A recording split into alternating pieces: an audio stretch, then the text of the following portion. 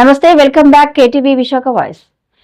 అనకాపల్లి జిల్లా Narsipatnam centenary Baptist church ఆర్థిక వ్యవహారాల్లో అవకతవకలు, ప్రశ్నించిన వారిపై హత్యాయత్నం, ప్రజా ఫిర్యాదుల పరిష్కార వ్యవస్థలో ఆర్డీఓకు ఫిర్యాదు బాధితుడు.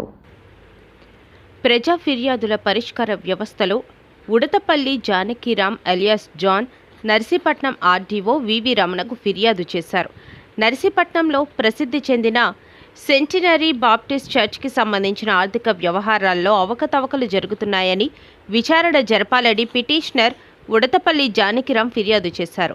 ఆదివారం చర్చిలో జనరల్ బాడీ నిర్వహిస్తుండగా చర్చిలో భక్తులు సమర్పిస్తున్న కానుకలు, కోర్టు కేసులో ఉన్న స్థలాలు, అవతల వ్యక్తులతో కుమ్మక్కై దేవాలయానికి సంబంధించిన కానుకలు సొమ్ము దుర్వినియోగం చేస్తున్నారని ప్రశ్నించగా, సెంటినరీ బాప్టిస్ట్ చర్చ్ అధ్యక్షుడిగా వ్యవహరిస్తున్న Naveen Kumar alias Babbu, Nelluru Nichal Rajan, K Ranjith Kumar, Choppa Rohini Rose alias Jaji, Nelluri Clara Diana alias Shiny అనేవారు మూకుమ్మడిగా నాపై హత్యాయత్నం చేశారు. తరచుగా చర్చ్లో జరుగుతున్న అక్రమాలు, అవినీతి, ఏకఛత్రాధిపత్యం, నియంత వ్యవహారం ప్రశ్నిస్తుండటంతో నన్ను ఎలాగైనా చంపాలనే ఉద్దేశంతో దాడి చేశారని, వీరిపై చర్యలు తీసుకోవాలని కలెక్టర్కు, ఆర్టీఓ, పట్టణ పోలీస్ స్టేషన్లో ఫిర్యాదు చేశామని జానకిరామ్ విలేకరులకు తెలిపారు.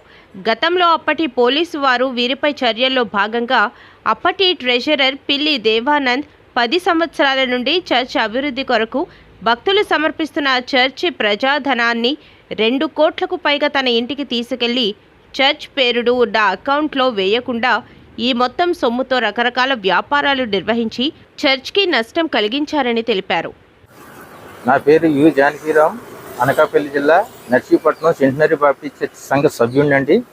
నేను పూర్వం నుండి కూడా నా తల్లిదండ్రుల నుంచి కూడా సంఘ సభ్యుడిగా ఇందులో మిషనరీ వాళ్ళు విడిచి వెళ్ళినటువంటి చర్చిలో మేము ప్రార్థనలు ఆరాధనలు చేసుకుంటూ ఉంటున్నాము. ఈ చర్చికి సుమారు 450 మంది సంఘ సభ్యులు సార్వత్రిక సంఘంగా ఈ చుట్టుపక్కల ఉన్న వాళ్ళందరూ కూడా ఇందులో ఆరాధించుకోవడానికి వస్తారు.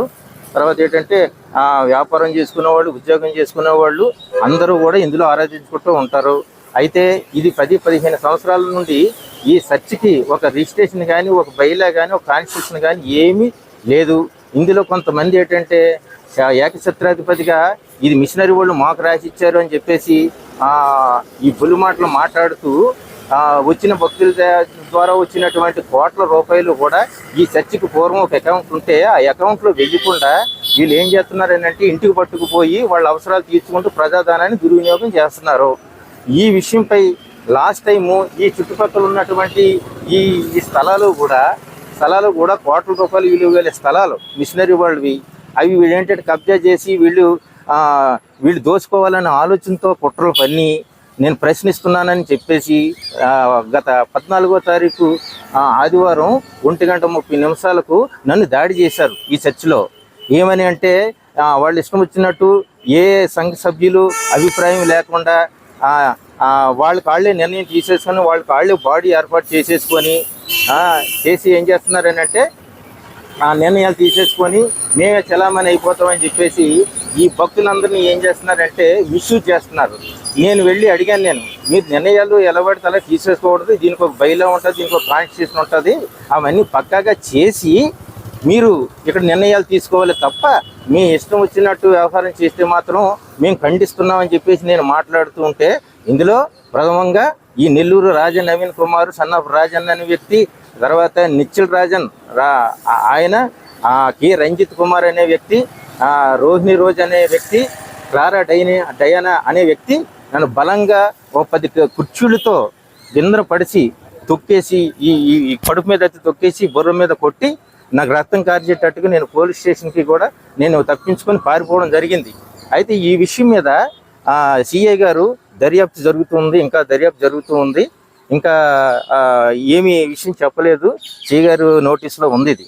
అయితే ఈరోజు పీజీఆర్ఎస్ ఆర్డీఓ గారి దగ్గరికి నేను వెళ్ళి నా పరిస్థితిని వివరించుకున్నాను. నన్ను దాడి చేసి హత్యా ప్రయత్నం చేసి నన్ను చంపేస్తానని చెప్పేసి నన్ను బెదిరిస్తూ ఉన్నారు. ఇప్పటికీ కూడా ప్రశ్నించేవాడు ఈయన్ని తీసేస్తే ఇంకెవడో కూడా మనల్ని ఏం మాట్లాడు అని చెప్పేసి వాళ్ళు అహంతో నన్ను చంపాలని ప్రయత్నిస్తున్నారు.